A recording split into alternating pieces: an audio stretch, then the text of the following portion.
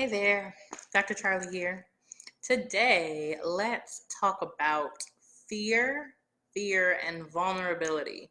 First, let me give a shout out to my visual stylings from my sister Lisa, my friend Candace, my friend Kimberly Ann. Each of them has provided an element that said, hey, why don't you try this? So I'm trying their suggestions, kind of one at a time.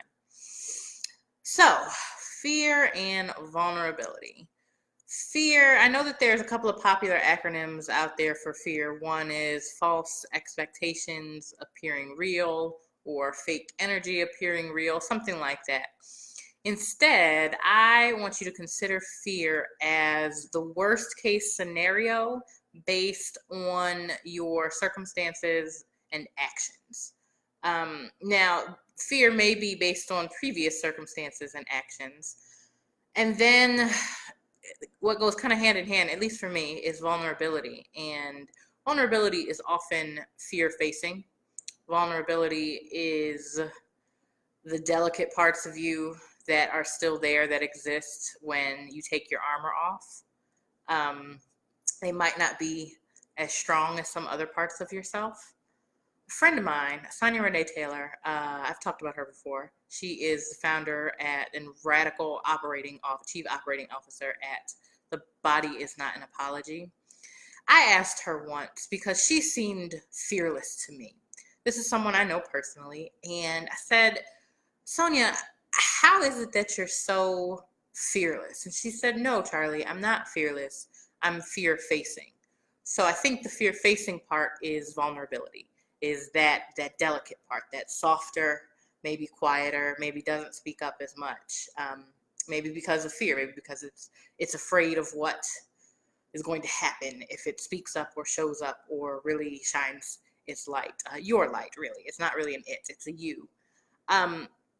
So fear comes in a lot of different forms. My fears often come in procrastination.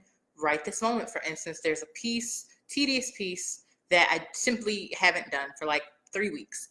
And I've decided, I'm like, okay, well, I can't do anything else until I do this one piece. It's not my most amazing decision because it's literally holding everything else up in my head, with the hopes that I will eventually just do this thing and stop holding everything else up.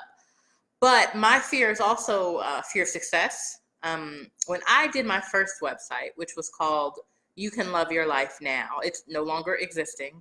When I did that, I was working with a woman who is kind of like a boot camp. This was before videos were really popular, before kind of what the web looks like now, before it was popular. And so she suggested videos and all of that, and and write articles. I'm a writer. A writer is one of the very few titles that I claim. So I wrote 27. It was supposed to be 30. I had 10 categories, and I had 3 articles a piece. Again, the idea was to not look like a beginner. And I must have checked those 27 articles like 15 times a piece, just to make sure they were exactly right, and one more comma or one more something. What I know now is that was fear. First of all, that's fear shows up for me. That's fear showing up for me again as procrastination. Also, fear of success is very real for me. I'm not so scared of failure. If you fall, you get back up and you try something else. What I was afraid of, and maybe still am, I've done kind of a lot of work on that, was the fact that if I do something and it's successful, I'm going to have to maintain it. And that maintaining it was really scary for me all the time, a lot of the time. So fear and vulnerability. Vulnerability is kind of a key buzzword these days. And sometimes people use it strictly for like a business perspective. I've done groups of girls and women. In the groups of girls, that was honestly the scariest times for me to be vulnerable. But I did, several years ago, I made a commitment to show up fully in the moment, whatever that was. So sometimes that means I'm interjecting a personal story or a private kind of matter that I wouldn't necessarily speak about in maybe such a public forum. And it is relatable. Vulnerability is a way of connecting when it's genuine, of course. again, as a buzzword, sometimes it's used in what I perceive to be not so genuine ways, not all the time. And I'm not, I can't, no one in particular even comes to mind, but just sort of, that's my sense on the whole as an overwhelming generalization, which maybe I should avoid. So fear and vulnerability, think about fear as a culmination of a worst case scenario based on the actions and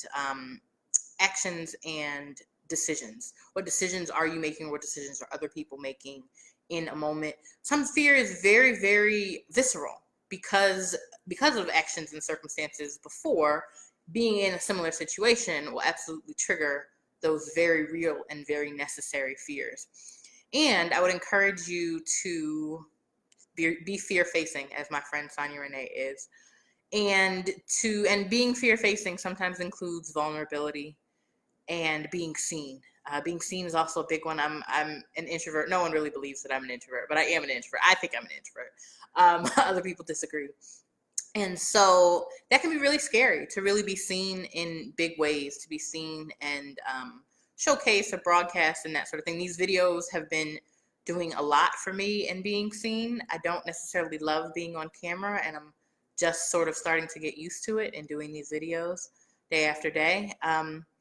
So look at your fear. Another way, this is getting long, but another way to be fear-facing is to invite your fear in and invite it to tea and sit down and talk with it. Sometimes that might be actual talking, like if you're having a conversation, I talk to myself all the time.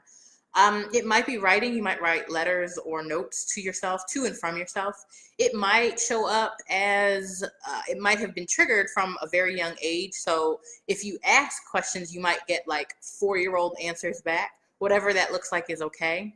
There's always a spectrum of what you can do. Another way is something called ritual theater. For my master's thesis, I wrote and performed a one-woman show, which was completely radical for me at the time. It was way outside of my comfort zone, but really also something I had never done.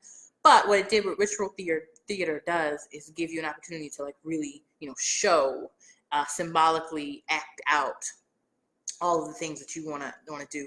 Those are obviously, that's big on the spectrum, where the other end of that spectrum might be just having a conversation with yourself, tea or letters, that sort of thing.